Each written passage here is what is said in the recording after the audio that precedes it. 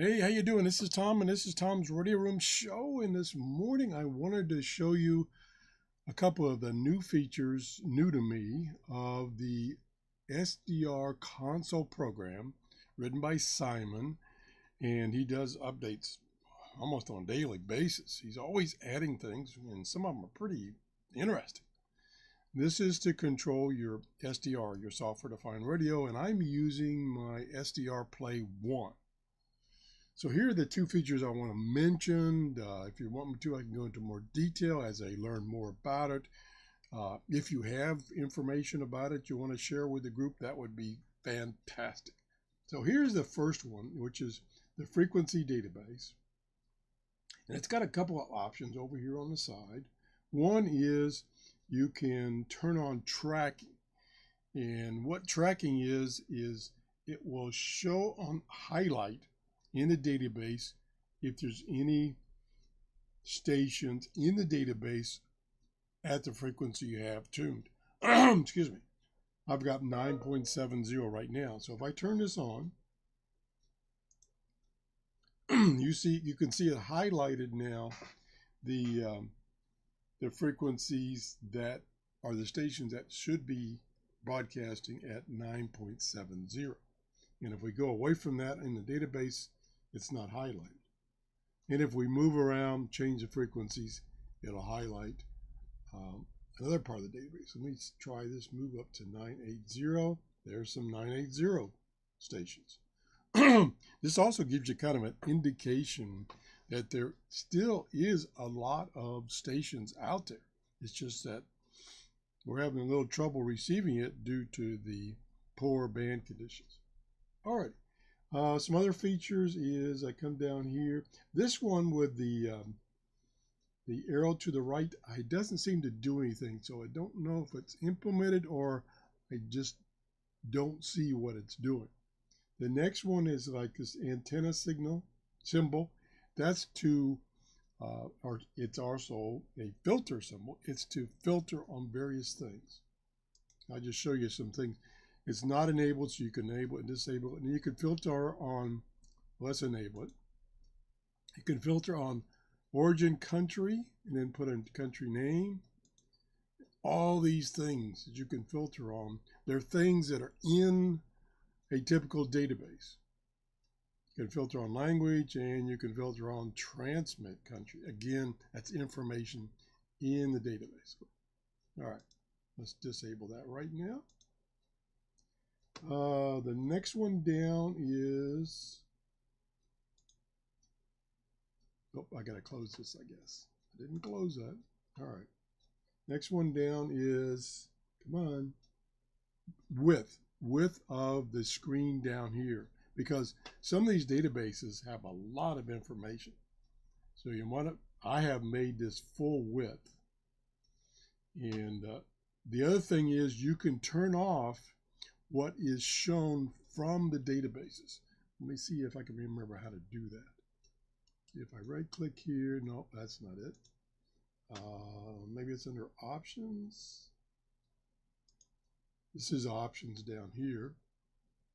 Okay, here is all the databases you can use that are out there. There's the AOKI,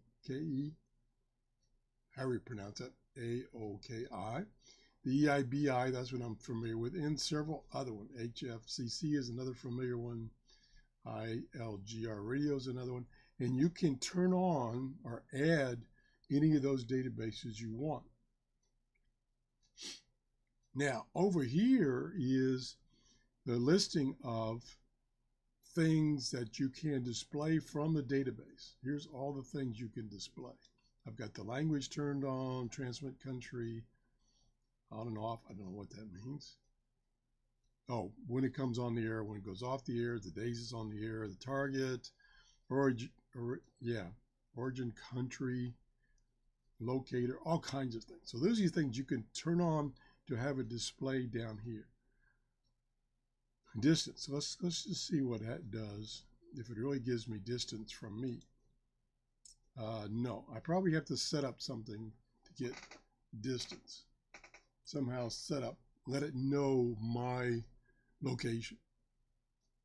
And like you can see right now, I have selected EIBI and HFCC. So those two databases are merged together to be shown down here.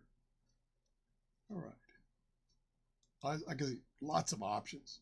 I won't go over all of them because I don't know all of them. What else was I going to show you? That's the bandwidth, the width of display, filters. I still don't know what this one here, which looks like a record or play symbol. Not sure what that one is. Maybe you can tell us. All right, moving on. The next one, which is really fascinating, is called the signal history. And it's a history of the signal levels over time. And you can have it monitor this, and then you can come back and say, okay, export the data that you've saved. And there's numerous options. This is to enable it and disable it. The next one down here is, what is it? It's restart. If you've stopped it, stop the saving of this signal down here. And this is the signal level in dBm. And then down here is the option button. And here's some options. You can come up here to configuration. You can select how many hours you want the buffer to fill, the speed, and all you have is slow, medium, and fast. And so you can set this up to, I think the default is 1 hour. You can set up to 48 hours. So you can have this thing record the signal level for 48 hours and then dump it to, or export it to a file that you can either read with a text reader or Excel. So let's go down here to, I'm going to leave this at 1 hour. Let's go down here to export.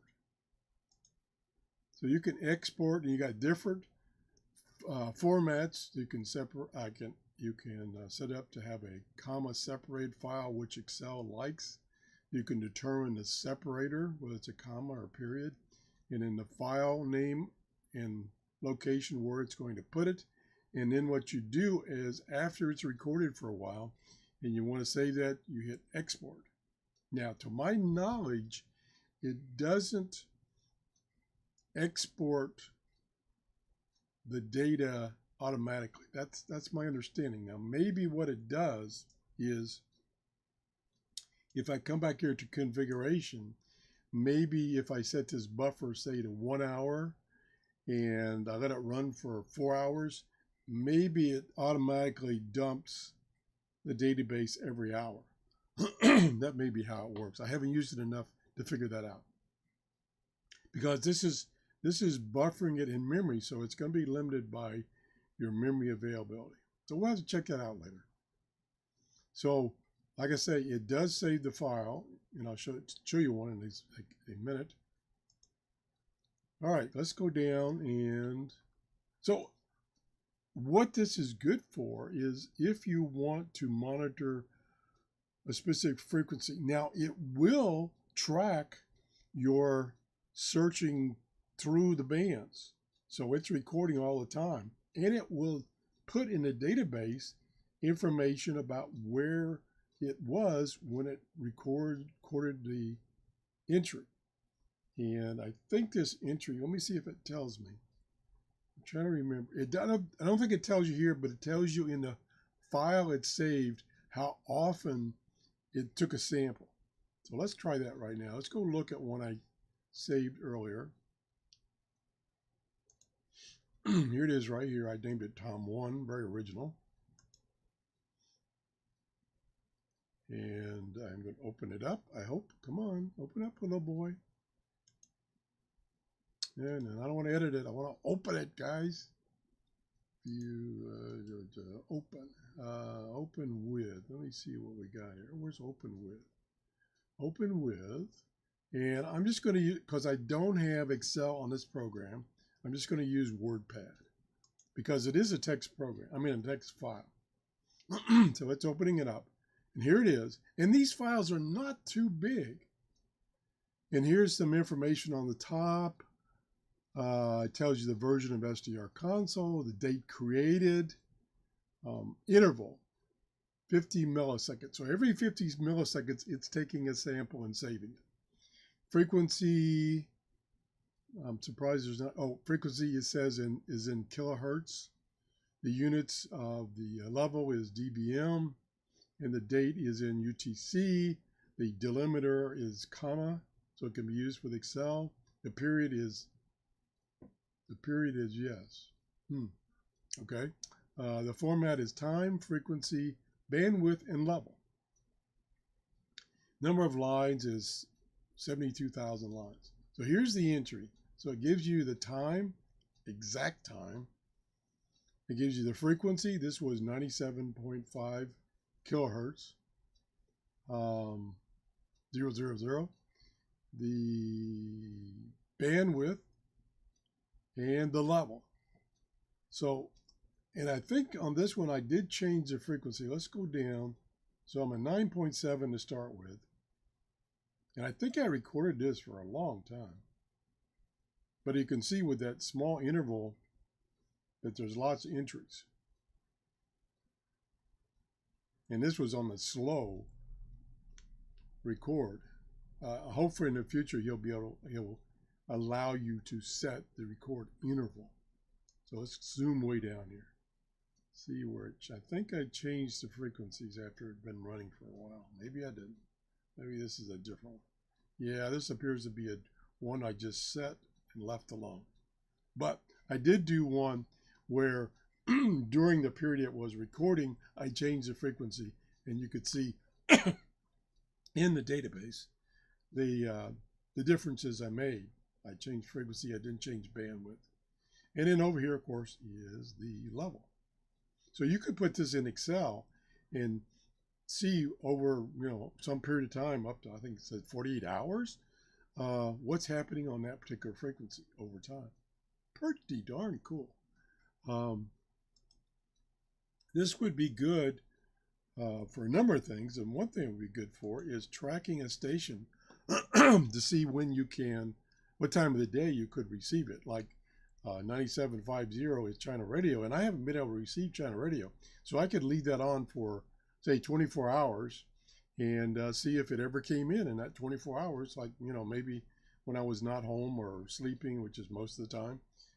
Pretty cool. Let's see, let's go back to options. Now this is interesting. This says you can plot online using the online plotter, the database. Let me see what happens. I haven't tried this. Let me see what happens. This could be interesting. Okay, we're going to the internet. And okay, you gotta set it up. I haven't set it up, so forget that. But that does remind me that there is programs like that one, I guess, that you can plot in Excel-like format the data if you don't have Excel. Also, there are free versions of Excel-type programs. I don't remember the Office program that you can get that's free. I think it's Libria, something like that. And so you could plot this data, because that's what you really want to do, is you want to plot it so you can quickly recognize any activity. So pretty cool. This option here alone and the database is pretty nifty. I like the way the situation on the database is you can expand the size of this area, but I don't know that you can resize the window. Maybe you can, maybe you can't, because when you're using the database, you'd want to be able to see more entries than just these few lines, like 6 or 7 lines here. Like I say, you can grab it right there and move this up. Am I moving the right one? Yeah. And now, there we go. So now it's bigger, but other things you've given up on. Like for instance, you know, this area here with the spectrum display, you could shrink that down and give it more room for the database when you're using the database. And then of course you can move the database down. I'm not proficient at setting these screen sizes and configurations, and I don't recall. I'm trying to recall. This is, you know, this program is got so many options, so many features, I can't keep up with it. But I don't know if you can set up a screen format and save that and then load that screen format. So you could have a screen format that doesn't even have the database in it. You could have one that has a big section of the screen, the database, kind of like what I've just done here. All kinds of configurations. I'm pretty sure you can do that. I just haven't experimented with that. Whoa, what was that? Well, anyway, if you have some ideas or information about SDR console, the documentation on SDR console is kind of limited. The actual, when I say documentation, actual files out there that you can go find and read about various features. Like this feature here, the database one. There's limited there is information on his various websites and other websites, but it's limited. And so you just kind of have to learn by the seat of the pants. All right. I think that's about it. If you enjoyed the show, please give me a thumbs up. If you'd like to see me experiment more with SDR console, please let me know, and I'll be glad to. I would even toy with the idea of doing a hangout so we can do some interchange of information about this program because it has a ton of features. Anyway, have a great day. Bye-bye.